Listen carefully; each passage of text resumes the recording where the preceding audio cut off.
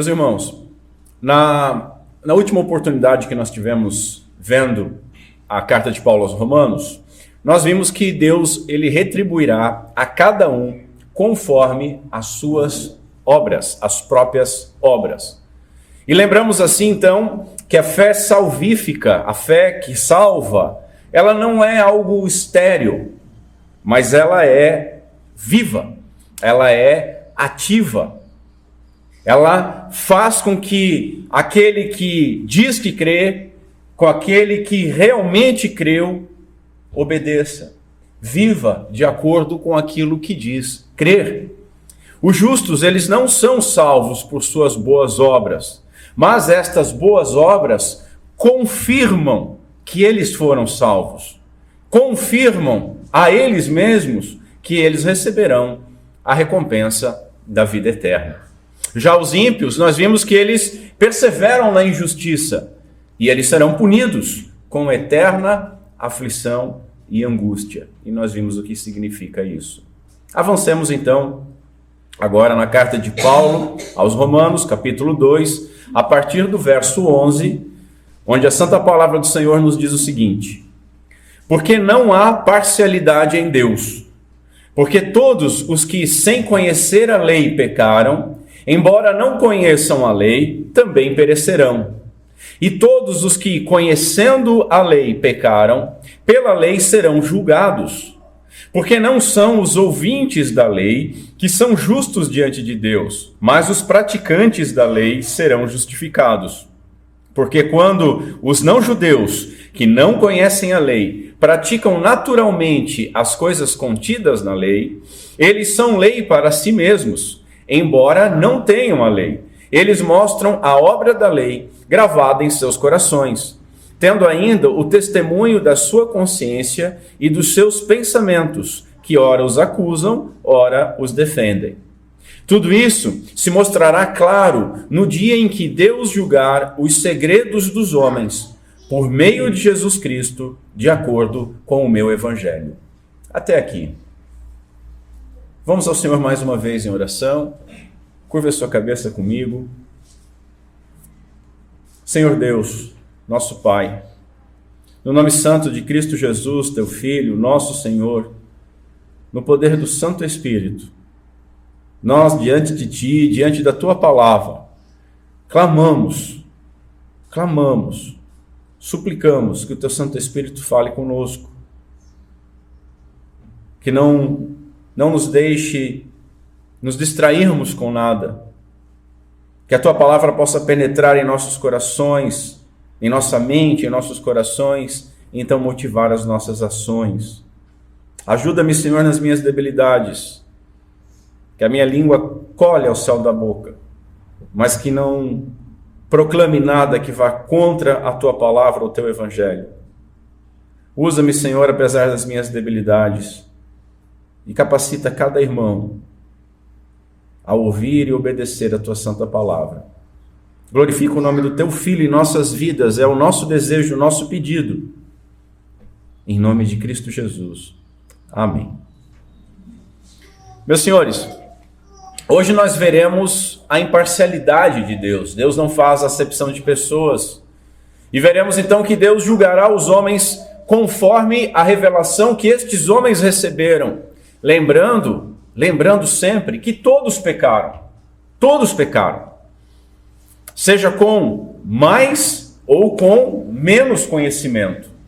Veremos que no dia do juízo, Deus julgará não só as obras, mas os segredos dos homens, por meio de Jesus Cristo, conforme revela e revelou a nós o Evangelho pregado por Paulo e pregado por todos os servos fiéis de Deus desde então.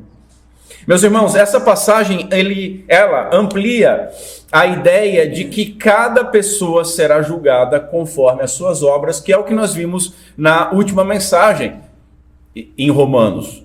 O que vai ser levado em consideração no juízo, portanto, não é se a pessoa ouviu a lei, mas se ela viveu em harmonia com aquilo que ela conheceu. Lembremos que esse texto, Ainda não está falando de evangelho, e às vezes a gente fica nervoso, quer ir lá para Romanos 3, a partir do 20 em diante, para dar um alívio, mas até lá nós não estamos falando do evangelho, mas nós estamos naquele grande contexto onde Paulo está desenvolvendo o tema da ira de Deus, que faz parte do evangelho, a ira de Deus e a universalidade do pecado. E assim, ele está demonstrando a necessidade que todo homem tem da justiça de Deus, que é revelada pelo evangelho. Ou seja, meus irmãos, não há ninguém que seja justo por si mesmo. Ninguém. Antes de nós irmos ao texto, eu quero trazer uma observação. Aos irmãos que eu envio sempre um roteiro de estudo, eles notaram, e talvez a sua Bíblia você note, que há uma separação por parênteses no texto. Algumas não tem nada disso. Vamos lá. Há 3 possibilidades de arranjo desse texto para você interpretar ele. Uns afirmam que o texto ele flui naturalmente, com cada verso estando ligado e complementando o verso anterior, sem dificuldade nenhuma. Outros afirmam que o verso 16 ele deve ser lido imediatamente ou como continuação do verso 13. E assim os versos 14 e 15 devem ser lidos como um parênteses. Outros ainda, e essa é a abordagem que eu creio ser a mais certa e a que eu vou seguir nesta manhã e na próxima oportunidade que nós tivermos, outros afirmam que o verso 16 ele deve ser lido como continuação do verso 12. Do 12 você pula para o 16. E os versos 13 ao 15, eles são então o parênteses da argumentação de Paulo. Note que esses parênteses enormes e repentinos, com retorno súbito ao pensamento anterior, é algo muito comum se você prestar atenção no estilo e nos escritos do apóstolo Paulo. Ele cansa de fazer isso e nós cansamos de ler isso. Quer dizer, não cansamos ou não deveríamos cansar, mas a gente vê e às vezes a gente bate cabeça, mas espera aí, como é que está? E aí, você entendendo que ele fala e escreve desta forma, facilita. Portanto, meus irmãos, hoje eu vou expor os versos 11 e 12 e o 16. E na próxima oportunidade, então, nós vamos ver os versos 13 a 15 como um texto parentético. E que Deus nos auxilie. Assim, em primeiro lugar, vejamos a imparcialidade do juízo de Deus. E a primeira coisa que nós temos que falar é: nós somos parciais. Não é verdade? Nós somos parciais. Nós favorecemos aqueles de quem nós gostamos. Não é assim que nós agimos constantemente? Nós tendemos a proteger as nossas famílias, os nossos amigos, o nosso grupo social, o nosso grupo religioso, a nossa fé, a nossa inclinação política e as pessoas que estão dentro desse espectro. Nós costumamos fazer muito aquilo que virou chavão até, que é passar pano. Se alguém do outro espectro religioso, ou do outro espectro político, ou de outra família, faz alguma coisa que você não concorda, você joga pedra. Mas quando é alguém do teu lado, aí você diz: não, veja bem, há um motivo, há uma razão, uma circunstância. Você tenta atenuar estas coisas. Até mesmo em família, e eu posso falar muito disso, que a minha família não é aquilo que a gente pode chamar de unida, nem de longe. Mas assim, a gente pode querer o pescoço do outro. Mas se alguém de fora falar, a gente naturalmente se une, né? Chuta a canela da pessoa de fora e depois a gente vem e se quebra dentro de casa, né? Mas irmãos, além disso, dessa questão, nós temos que reconhecer que nós somos autoindulgentes. Ou seja, nós somos parciais com relação a nós mesmos. Nós protegemos a nós mesmos. Não é verdade? Você pode chegar e falar, eu falo muitas vezes deste púlpito, eu sou um pecador, eu sou miserável. E nós vamos ver ao longo dessa mensagem que todos nós somos, mas Eu posso falar isso, mas aí chega um irmão e diz, pastor, você é assim, né? Pô, como é que você fala isso assim, irmão? A gente já entra na defensiva. É praticamente impossível achar alguém que não seja culpado de parcialidade, que não seja parcial. E essa, meus irmãos, é uma consequência da queda.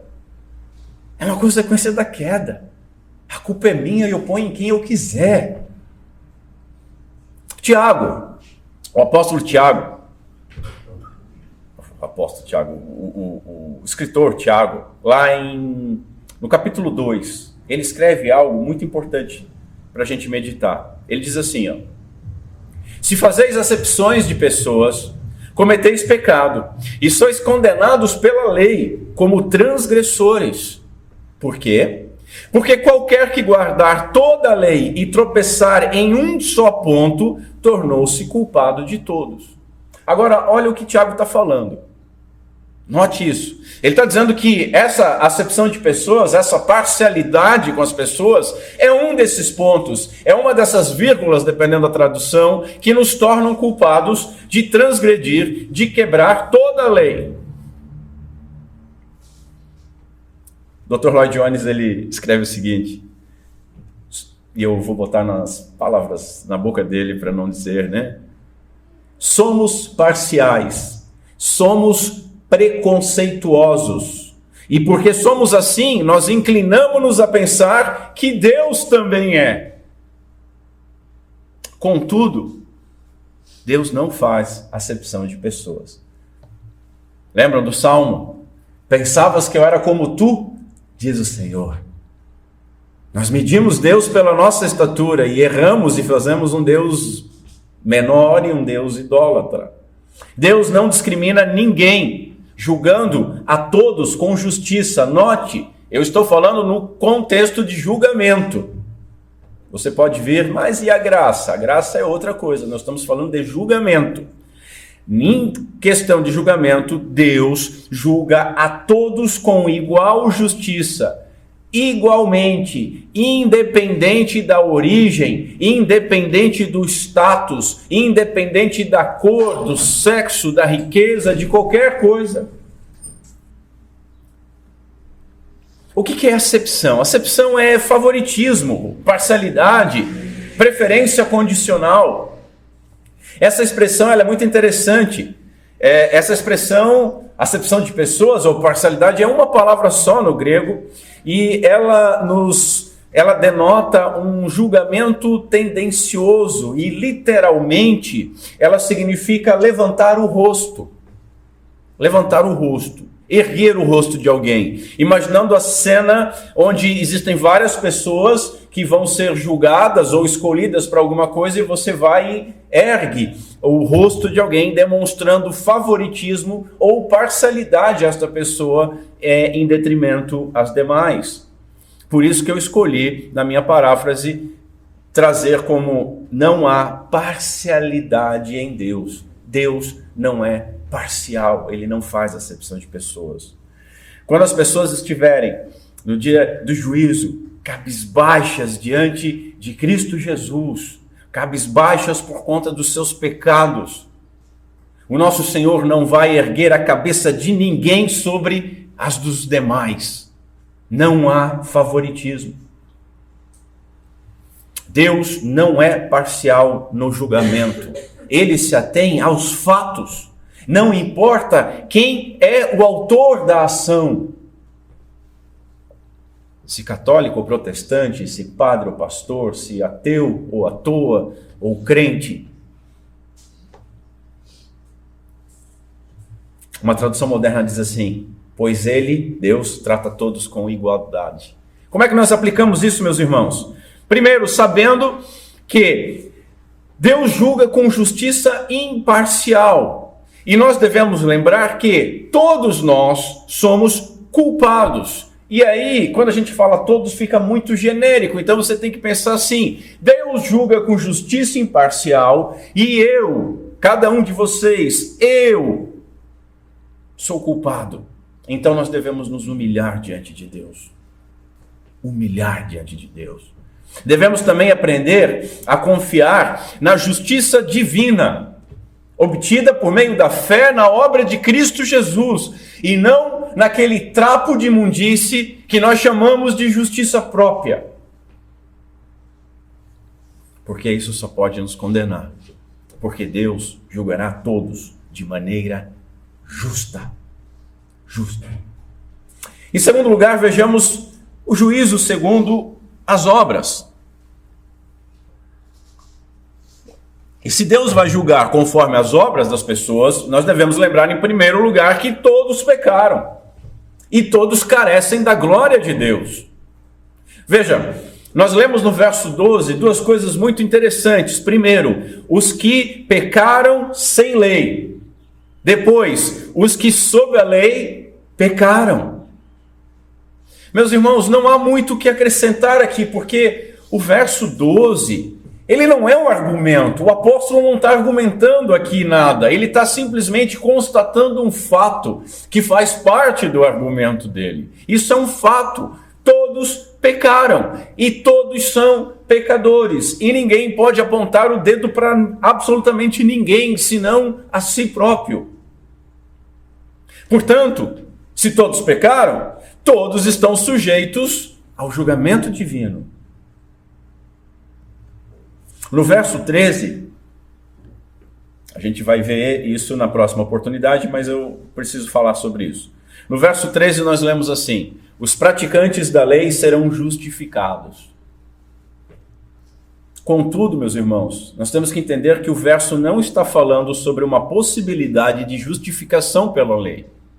Muito pelo contrário, ele está apontando para um fato que torna impossível a justificação. Impossível.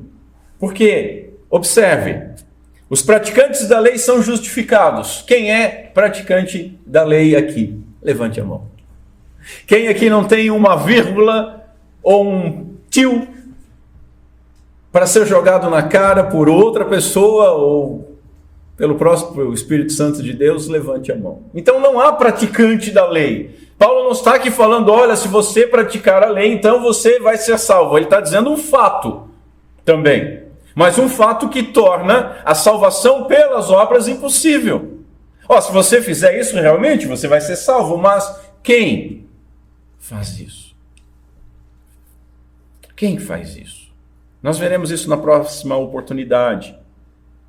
No dia do juízo, meus irmãos, os únicos justificados não serão aqueles que obedeceram plenamente e perfeitamente à lei, porque desses não se encontra, porque houve somente um que obedeceu completamente, totalmente à lei de Deus, apenas um. Então os justificados naquele dia serão aqueles que estiverem em Cristo Jesus, que depositaram a sua fé, confiança, esperança e dependência em Cristo Jesus. Aqueles que pela fé obtiveram a justiça que vem de Deus. E vem de Deus por meio da obediência perfeita de Jesus Cristo. Afinal de contas, esse é o Evangelho. É isso que Paulo fala no capítulo 1, verso 17. Porque no Evangelho é revelada a justiça. Qual justiça? A justiça que vem de Deus. Como que ela vem? Pela fé e para a fé. Mas de onde que Paulo tirou isso? Conforme está escrito, o justo viverá pela fé. Assim, a maneira como alguém prova que vive pela fé é através do seu comportamento. E conseguem compreender aqui a linha tênue que há? Você comprova a sua fé por meio do seu comportamento e obediência, mas note, esse comportamento e obediência não são suficientes para salvar absolutamente ninguém. Mas nós não podemos simplesmente dar de ombros e dizer, somos salvos pela graça por meio da fé e deixa a vida me levar. Assim nós afirmamos, somos salvos pela fé, mas devemos nos perguntar, nós temos vivido por essa fé? A maneira como nós vivemos prova que vivemos pela fé. Temos feito isso? Temos vivido como pecadores justificados? Para aplicar isso, Essa semana eu li uma frase impactante que foi brutal. Foi um soco no peito. Eu até na quarta-feira, no nosso discipulado de quarta-feira, eu citei ela. Diz o seguinte: se pregarmos um inferno que não achamos que merecemos, com o tempo começaremos a pregar um Cristo que pensamos merecer. E muito da pregação da igreja é isso. É o inferno que os outros merecem. E aí começam a olhar para Cristo como merecedores desse Cristo. Nós invertemos. Nós merecemos era o inferno. O imerecido é Cristo e a sua graça.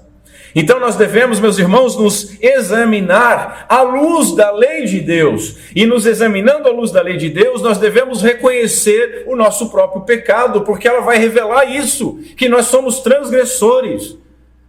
E confessando que nós somos pecadores, nós devemos buscar a graça de Deus, sabendo que todos necessitam do perdão divino.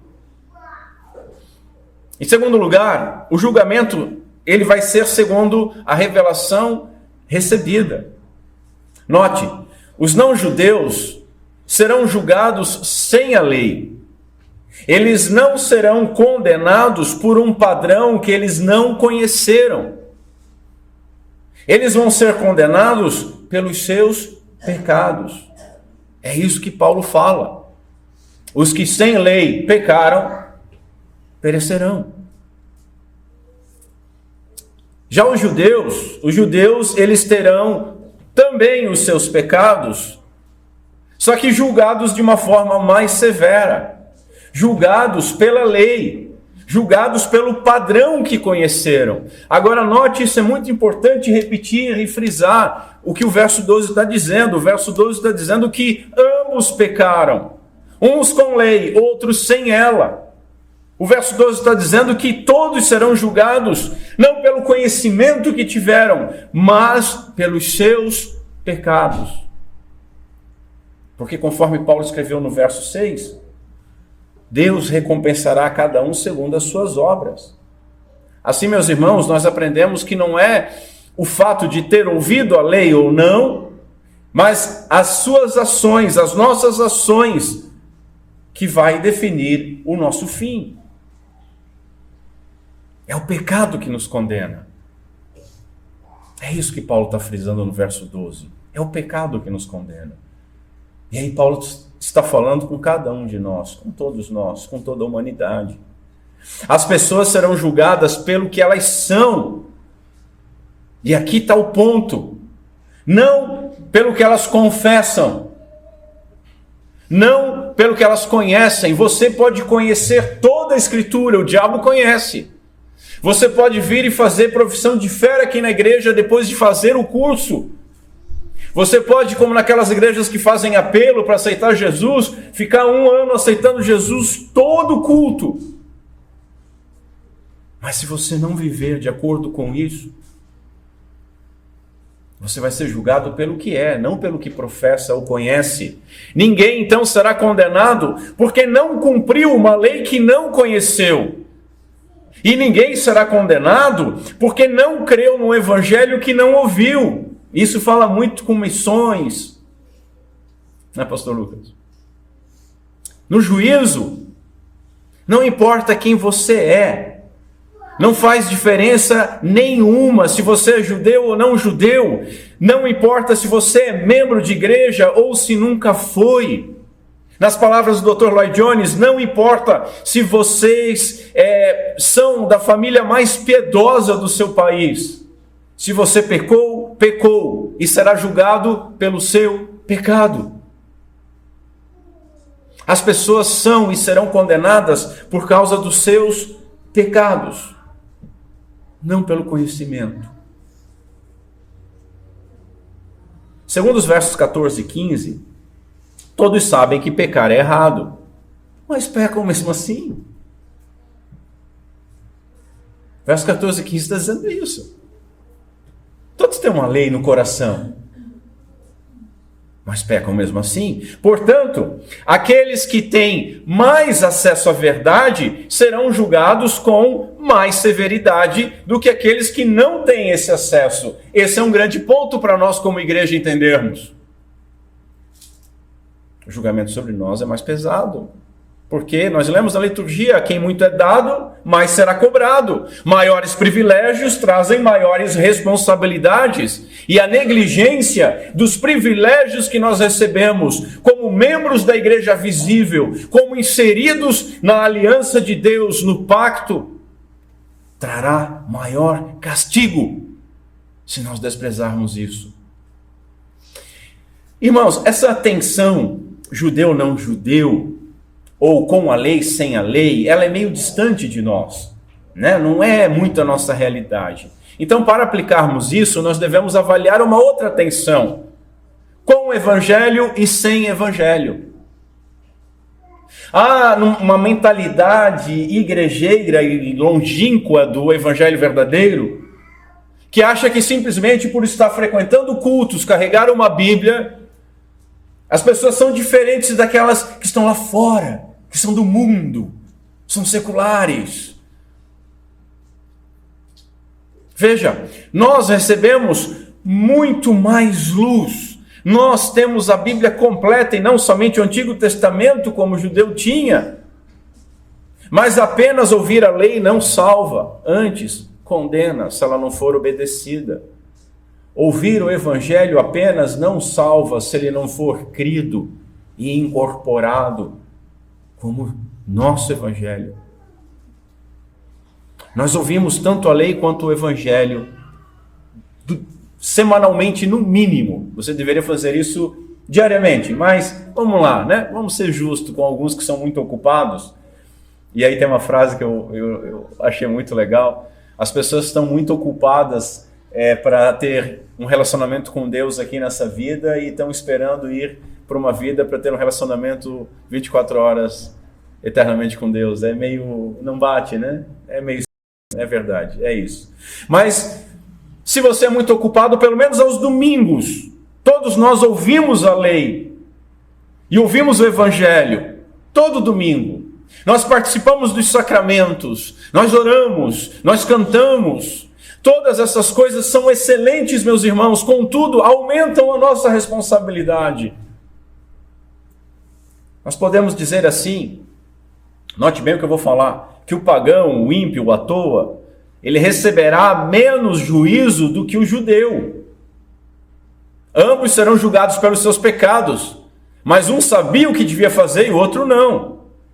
E até aí a gente concorda de boa, mas podemos dizer também que aí o judeu, ele receberá menos juízo do que nós, igreja, se nós não estivermos verdadeiramente em Cristo Jesus.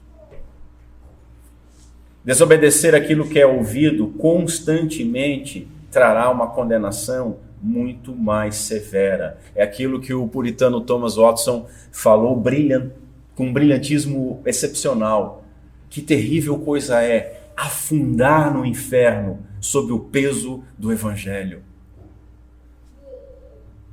Jesus ensinou o seguinte: e o servo que soube a vontade do seu Senhor e não se aprontou, nem fez conforme a sua vontade, será castigado com muitos açoites. Mas o que não soube e fez coisas dignas de açoites, com poucos açoites será castigado. E a qualquer que muito for dado, muito lhe se pedirá. E ao que muito se lhe confiou, muito mais se lhe pedirá. Nós lemos isso na liturgia.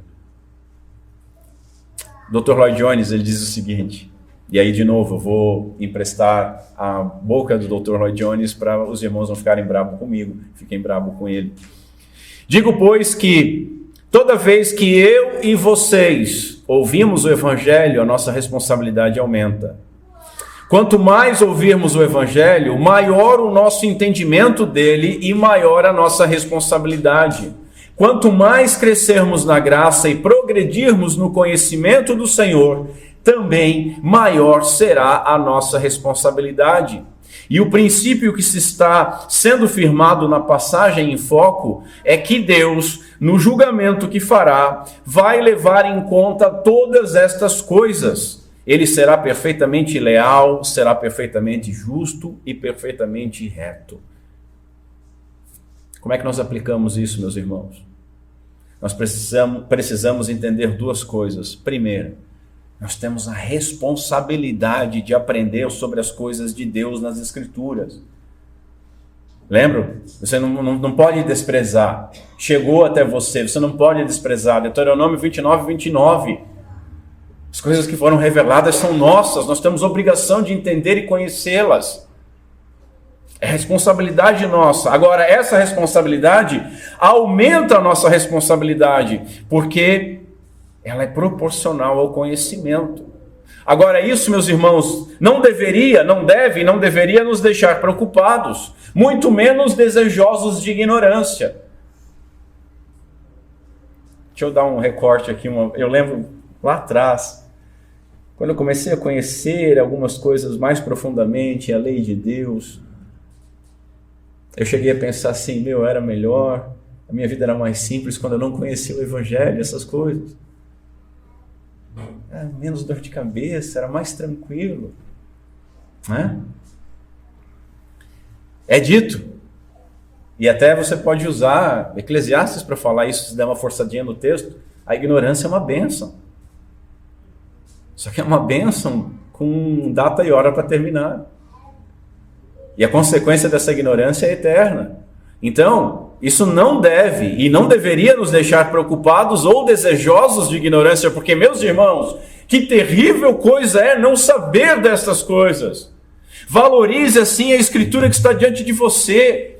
Valorize assim a revelação divina que nós recebemos, por quê? Porque ela nos ensina primeiro que todos nós somos pecadores. Ela nos ensina também que não há absolutamente nada que nenhum de nós possa fazer, porque estamos todos condenados e quanto mais tentamos nos arrumar, nos ajudar, nos limpar, mais nós nos sujamos, nos atrapalhamos e afundamos. Só que ela não revela apenas isso. Ela revela também que Deus resolveu salvar alguns imerecidamente, gratuitamente, por meio do nosso Senhor Jesus Cristo e da sua obra e do seu sacrifício. E assim, nós devemos responder com fé, com obediência, com alegria, com dependência e com eterna gratidão. Terceiro lugar, vejamos o juízo, que será por meio de Cristo. Primeiro temos que ver algo bem pesado, o julgamento dos segredos dos homens. O verso 11 ensina que um dia Deus julgará todos os segredos. 16. Deus julgará todos os segredos. Todos os segredos dos corações do homem. Você já parou para pensar nisso, irmão? A gente passa, a gente lê com muita rapidez. Deus julgará os segredos dos homens. Vamos para frente. Não, para. O que Paulo está dizendo é que Deus não vai julgar somente os meus e os seus pecados. Que Deus não vai julgar somente os nossos pecados públicos, os nossos pecados escandalosos. O que Paulo está dizendo é que não adianta você tentar viver como um fariseu que não faz algo que as pessoas veem e pode apontar, mas vive uma vida iníqua, escondida, e ainda pode tentar apontar o dedo para os outros, e que a gente vai escapar porque a gente tem a lei, a gente tem o Evangelho, a gente foi numa igreja, a gente carregava uma Bíblia de estudo de Genebra e até tinha um livrinho do Calvino em casa.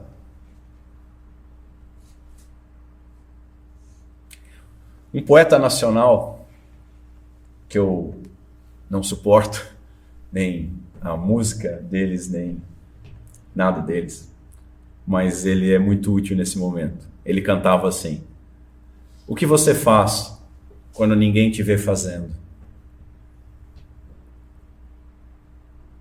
Mas aqui ele está falando de atitude prática.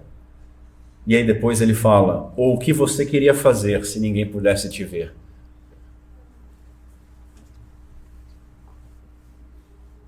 Segredos, no verso 16, meus irmãos, se refere aos motivos que estão por trás das ações das pessoas.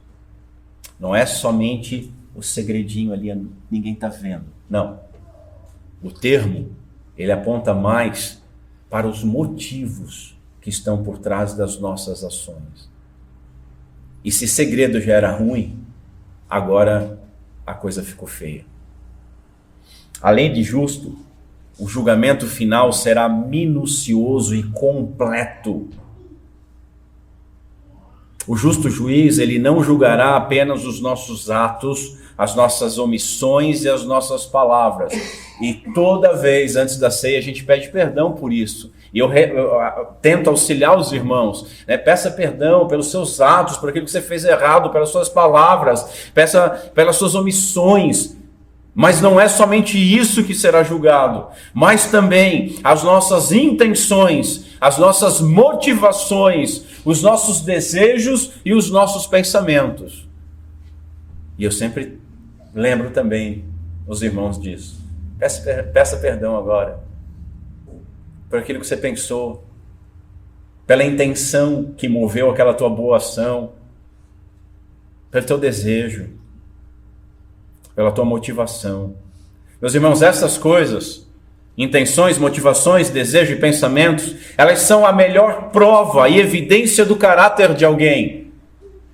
As pessoas podem nos enganar e nós podemos enganar as pessoas, mas ninguém pode enganar a Deus, porque nós não vemos as intenções das pessoas, as motivações, mas Deus vê, os nossos corações estão abertos diante dele, são transparentes diante dele. Paulo, no capítulo 7, a partir do verso 7, ele faz uma confissão muito interessante. Ele diz assim: eu não conheci o pecado senão pela lei. Ok, a lei nos revela o pecado. Mas aí ele continua: porque eu não conheceria a concupiscência, a cobiça, se a lei não dissesse, não cobiçarás. O que o apóstolo está falando aqui, meus irmãos? E nós lemos, agora como parte da liturgia, os mandamentos. Note, Paulo está dizendo aqui que ele não foi convencido do pecado por mandamentos que falam sobre comportamentos exteriores. Ele guardava o dia do Senhor. Ele não falava o nome de Deus em vão. Ele não tinha outro Deus. Ele não matava, ele não roubava, ele não mentia. Ainda que quando a gente olha o Sermão do Monte, Jesus acaba com essa bobagem de se achar que é bonitão nesses mandamentos, né? Por quê? Porque Jesus no Sermão do Monte demonstra que a lei, ela vai muito mais do que um não fazer alguma coisa. E isso Paulo entendeu quando ele observou o 10º mandamento. Não cobiçarás.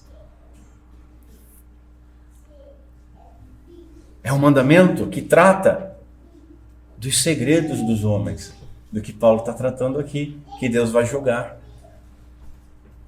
Cobiçar a mulher do próximo, a casa do próximo, o servo do próximo, o cabelo do próximo, a altura do próximo, o corpo físico do próximo, o filho do próximo, as férias do próximo, o marido do próximo, a esposa, o pai do próximo, a inteligência do próximo. A gente pode ficar aqui até as 6 da tarde. Não que vai esgotar, mas a minha voz vai esgotar até.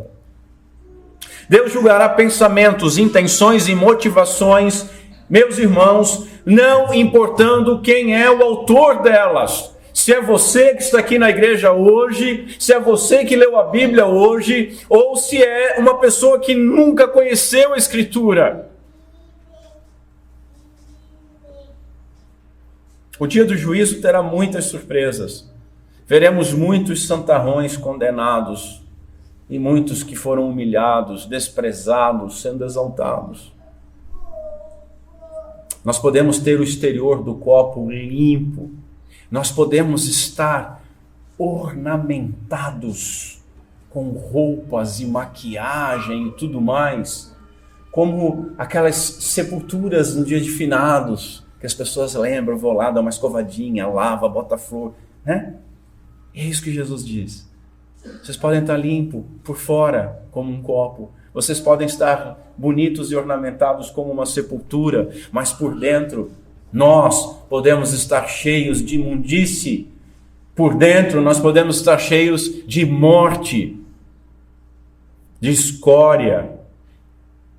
Senhores, há muitos filhos de fariseus aqui no nosso meio. Não adianta olhar para lá, olhar para lá, aqui no nosso meio. E nós mesmos podemos ser um deles. Não adianta você também começar a olhar para o lado, você tem que olhar para você. Repito, se pregarmos o inferno, que nós não achamos que merecemos, com o tempo nós vamos começar a pregar um Cristo que nós achamos que merecemos. Nós achamos que Deus tinha dívida com a gente, porque a gente leu um verso de um salmo durante o dia, porque a gente fez uma oração pedindo bênçãos para nós, porque a gente deixou de fazer algum pecado escandaloso. Deus tinha a obrigação de nos dar a graça imerecida por meio do sacrifício de Cristo.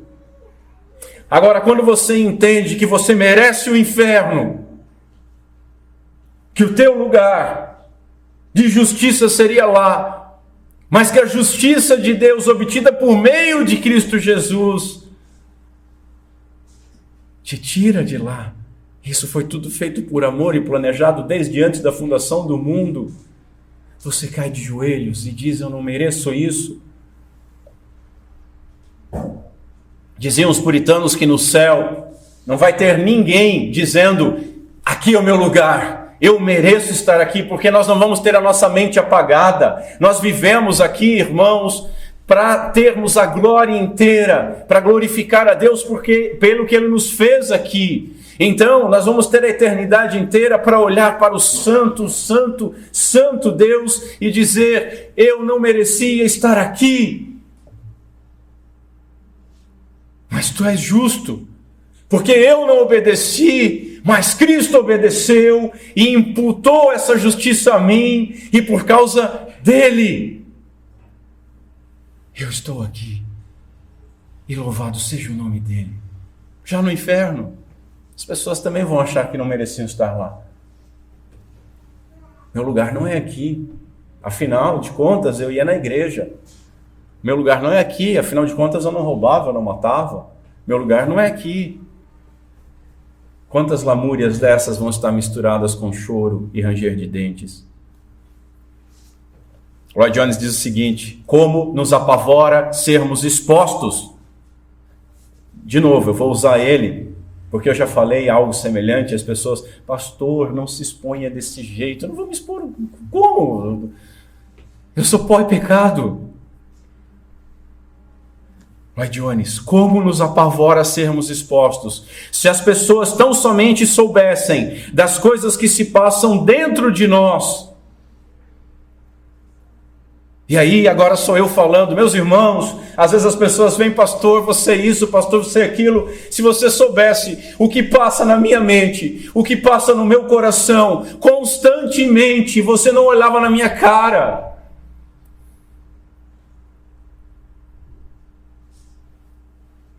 E o pior, Deus sabe, e tudo é registrado, e tudo vai aparecer no juízo. Paulo escreve mais à frente: nada julgueis antes do tempo, até que o Senhor venha, o qual também trará à luz as coisas ocultas das trevas, e manifestará o quê? Os desígnios dos corações, e então cada um receberá de Deus o louvor. Ele está falando com a igreja verdadeira. Eu espero que esteja falando com todos nós. Oh, meus irmãos, se nós não estivermos em Cristo, não há esperança, porque não há um justo, há apenas pecadores culpados. Como que nós aplicamos isso? Devemos viver constantemente com a perspectiva da eternidade, sabendo que entre nós e a eternidade haverá um julgamento. A gente tem que lembrar disso constantemente, mas não só nisso. Devemos viver com a consciência de que nada que nós pensamos, desejamos, está oculto de Deus. E assim devemos confessar os nossos pecados a Deus, porque Ele sabe, mas Ele quer ouvir da nossa boca: Senhor, eu sou pecador, eu desejei isso. Devemos confessar os nossos pecados enquanto há perdão. Hoje ainda é dia de graça. E assim buscar a santidade, sabendo que Deus julgará os segredos dos corações. Em segundo lugar, o julgamento vai ser através de Cristo Jesus. Você já ouviu aquela frase muito repetida, né? Só Deus pode me julgar. O problema, queridão, é que Ele vai. Ele vai. Não sou eu. Não é o teu irmão. Mas é Deus. Ele vai. Mas aí alguém poderia dizer assim: isso não é justo. Como é que Deus pode me julgar? Ele não me entende. Ele é Deus. Ele não tem falta de nada. Ele é todo poderoso. Ele está nos céus. Eu estou na terra. Ele está num lugar maravilhoso, mas eu estou aqui padecendo sobre um inferno precipitado. Ele não pode me julgar. Contudo, o verso 16 nos traz uma informação muito interessante e nos ensina que Jesus Cristo é o juiz designado pelo Pai para executar o julgamento final. Jesus Cristo. Nós lemos na liturgia, o próprio Senhor disse o seguinte: o Pai a ninguém julga, mas deu ao Filho todo o juízo. Mais à frente, e deu-lhe o poder de exercer o juízo, porque é o Filho do homem. O autor de Hebreus, falando sobre Jesus Cristo, ele nos revela o seguinte: nós não temos um sumo sacerdote que não possa compadecer-se das nossas fraquezas, porém, um que, como nós, em tudo foi tentado, mas sem pecado. Esse, meus irmãos, será o juiz, o Deus homem. Esse será o juiz. Veja, não vai ser um anjo, não vai ser o pastor, não vai ser o diabo, não vai ser nem o Pai, nem o Santo Espírito de Deus, porque ambos são Espírito. Mas o juiz será o Filho, um homem igual a todos nós, mas sem pecado.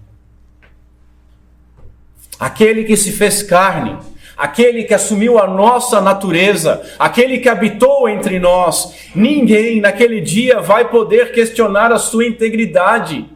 Ninguém, segundo aquilo que nós lemos em Hebreus, aquele dia vai poder dizer: Senhor, mas tu não sabe o que eu passei. Ele vai dizer: sei.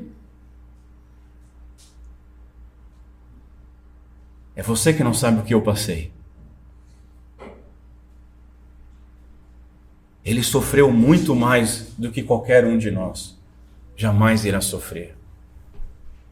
Ele obedeceu perfeitamente, que não dá nem para dizer como algum de nós poderia obedecer, porque isso está fora da nossa constituição. Por isso a natureza dele como homem foi diferenciada da nossa na sua concepção, porque nós carregamos o pecado original. A nossa geração natural carrega. Nós nascemos pecadores e por isso pecamos. Mas ele é de semente bendita, divina, Espírito Santo em Maria. Ele obedeceu perfeitamente. Agora, mais do que isso, ele foi tentado, meus irmãos, muito mais do que qualquer um de nós. Sabe por quê? Porque nós, quando somos tentados, nós sucumbimos, nós caímos. A tentação não dura muito tempo. Nós não resistimos até o sangue, mas ele resistiu até o final, sem pecar jamais. Ele venceu todas elas, e diante dele todo joelho se dobrará, e toda língua confessará. Paulo Note, ele não mencionava o nosso Senhor Jesus Cristo desde o verso 16 do capítulo 1, quando ele apresentou o Evangelho. Por quê? Porque ele está discutindo aqui o problema do pecado, a necessidade do Evangelho, faz parte do Evangelho, mas ainda não está falando do ponto de salvação. Mas note, agora, dentro desse contexto, ele menciona Jesus novamente, e ele menciona Jesus como o juiz da humanidade. É o Senhor Jesus Cristo quem nós veremos no trono no dia do juízo. Aquele que veio tirar o pecado do mundo. É aquele que vai julgar o pecado do mundo. Entende isso, igreja? Francis Schaeffer, ele afirma que uma das expressões, e eu concordo com ele, que uma das expressões mais imponentes de toda a Bíblia é a ira do Cordeiro. Apocalipse 6, o pastor Lucas pregou sobre isso. Porque note, o Cordeiro remete à mansidão, remete à fragilidade. Apesar de eu ser apaixonado por gato e eu querer rolar agarrado num leão um dia, o leão demonstra fúria, garras, violência, grandeza. O Cordeiro não. E em Apocalipse é revelado não a ira do leão, mas a ira do Cordeiro. E não imagine que ela vai ser mais suave, porque o Cordeiro e o leão são um. Porque Jesus é homem e é Deus e é homem. Aprendemos assim que o Salvador também é o juiz e aquele que vai condenar. Como é que aplicamos isso, pastor? Note, ninguém escapará de um relacionamento com Jesus Cristo. Por mais que os homens tentam desprezá-lo, ninguém escapará de um relacionamento com Jesus. Esse relacionamento ou ele começa aqui, ou ele é seu Senhor aqui, ou ele é desprezado aqui. Mas esse relacionamento não fala só daqui, ele termina naquele dia. E naquele dia, ou Jesus será o Salvador, como Paulo fala em Romanos capítulo 1:16, ou aquele Jesus será o que Paulo fala em Romanos 2:16, um implacável e justo juiz. Então você precisa ouvir o chamado amoroso e crer em Jesus Cristo como seu advogado, como seu consolador, como seu ajudador, como seu salvador, antes do juízo, porque naquele dia não haverá consolador, não haverá advogado, aquele dia haverá apenas o juiz. Diante dele, repito, todo joelho se dobrará, seja para glorificá-lo de boa vontade, ou seja, para dizer à força, tu és Senhor. Terceiro lugar, o julgamento é revelado pelo Evangelho. Paulo escreveu que o julgamento era de acordo com o meu Evangelho, nas palavras dele. Isso não significa, meus irmãos, que exista mais de um Evangelho. Tá? Eu lembro uma vez que eu estava ouvindo esses pastores que são do fogo, são muito espirituais, né? São contra o estudo. Só que aí quando estuda um pouquinho, perverte tudo. E aí ele disse uma vez, um que eu ouvi uma vez, ele disse numa pregação assim, eu tenho que pregar o Evangelho, mas qual Evangelho você tem que pregar, meu irmão? Porque a Bíblia traz 5 evangelhos. Eu já pensei, meu Deus, me tira daqui, Senhor. Tem o Evangelho de Mateus, tem o Evangelho de Marcos, tem o Evangelho de Lucas, tem o Evangelho de João e tem o Evangelho de Paulo. Qual Evangelho você quer pregar? E ninguém para dizer o de Deus. Irmãos, não existe o outro evangelho, porque qualquer outro evangelho é falso evangelho. Qualquer outro evangelho, nas palavras do próprio apóstolo Paulo, é anátema, é maldição. Ele diz ainda que eu venha com outra ideia, ou que um anjo do céu venha, é maldição. Contudo, meus irmãos, nós podemos escolher entre 2 evangelhos. Olha que louco isso.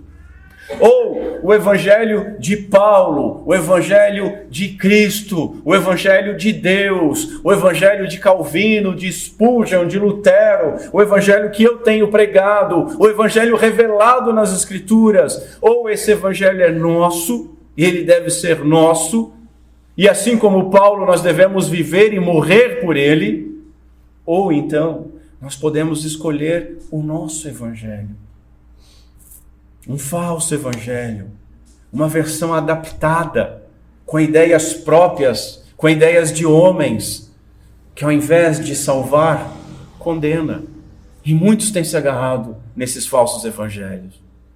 Veja, o evangelho pregado por Paulo envolve a ira de Deus e fala sobre o juízo final. O falso evangelho diz que isso é bobagem, que não tem que falar sobre isso, tem que falar sobre as bênçãos de Deus. Porque aquele que se converteu não é mais pecador. E o verdadeiro evangelho diz que aquele que diz que não tem pecado é mentiroso. Então há, sim, dois evangelhos. Mas não há dois evangelhos verdadeiros. Só um verdadeiro e o resto é mentiroso. O evangelho não versa apenas sobre a salvação por meio da fé. Como eu tenho enfatizado desde o verso 18 do capítulo 1, Paulo está explicando a necessidade deste evangelho como parte dele. A proclamação da boa nova, eu tenho dito constantemente, inicia com a proclamação da má nova, da má notícia, apontando para o juízo iminente. Ele está vindo, ele se aproxima. Pregando em Mateus, eu li algo que eu preciso ler novamente para os irmãos. A nossa decisão é urgente, pois o mundo não caminha em círculos, como muitas religiões e filosofias ensinam. Não, este mundo segue em linha reta, em direção a um objetivo, e ele vai bastante rápido. A vinda de Jesus deu início ao processo de julgamento final. Na medida em que Jesus ensinou e viveu no reino, o mundo se dividiu bruscamente em dois: os que se entregam a ele e os que resistem ao seu evangelho e rejeitam a Jesus. Essa verdade, meus irmãos, traz confusão àqueles adeptos de um falso cristianismo que ensina que no lugar das boas obras Deus colocou a fé e basta você dizer que creu. Todavia, vemos que Deus não faz, ele é imparcial e não faz acepção de pessoas. E a fé no evangelho, ela inicia com o entendimento da nossa necessidade dele como única esperança de salvação. Mas não termina aí, termina em obediência, em boas obras, termina em amar a Deus sobre todas as coisas e ao próximo como a nós mesmos. John Stott, ele diz o seguinte: nós barateamos o evangelho quando retratamos apenas como algo que nos liberta da tristeza, do medo, da culpa e de outras necessidades pessoais. Aí eu acrescento, nós barateamos o evangelho e distorcemos ele quando dizemos que o evangelho é só para libertar de enfermidade, de falência, de divórcio, libertar de demônio que fica em cima do cara o tempo todo. Continua o autor, ao invés de apresentar o evangelho como uma força que nos liberta da ira vindoura. Cito Lloyd Jones pela última vez. O evangelho não é apenas simplesmente dizer: venha Cristo e terá todos os seus problemas solucionados, e os seus passos amanhã serão outros e mais leves. Isso não é evangelho. O juízo também faz parte do evangelho. E a menos que nós preguemos a ira de Deus e o dia do juízo, nós não estaremos pregando o evangelho. O homem moderno não gosta dessa pregação. E por causa disso, e para trazer essas pessoas, muitos deixam a ira e o juízo de fora. Mas querendo encher igrejas, fazem sinagogas de Satanás. Cheia de pessoas com comichões no ouvido que procuram pastores segundo o seu próprio ventre. Muitos agem assim para agradar homens. Muitos agem assim porque se fazem sábios segundo o mundo. Que coisa terrível! Como essas pessoas acham que são inteligentes, elas acham que são mais inteligentes que Deus, elas acham que são mais sábias que Deus, elas acham que são mais santas que Deus. Mas nós corremos o risco também de negarmos a palavra que nós declaramos crer quando nós vamos nessa onda. Como é que aplicamos isso? E aqui eu encerro. Devemos proclamar todo o Evangelho. Todo homem está condenado por conta não do seu conhecimento ou da sua profissão de fé, mas todo homem está condenado por conta do seu pecado. Mas Deus resolveu salvar alguns por meio da obra do nosso Senhor Jesus Cristo. Nós somos aceitos por Deus, porque Jesus Cristo, Ele obedeceu a lei como nós deveríamos ter obedecido e não obedecemos. E porque Ele morreu em substituição a nossa morte, a morte que nós merecíamos pela desobediência à lei de Deus. Nós fomos chamados tanto a uma salvação imerecida, quanto a uma obediência amorosa. E ambas dependem totalmente e descansam totalmente na suficiência de Jesus Cristo como Senhor e Salvador. Que Deus Pai seja misericordioso conosco, por meio de Cristo. Vamos ficar em pé.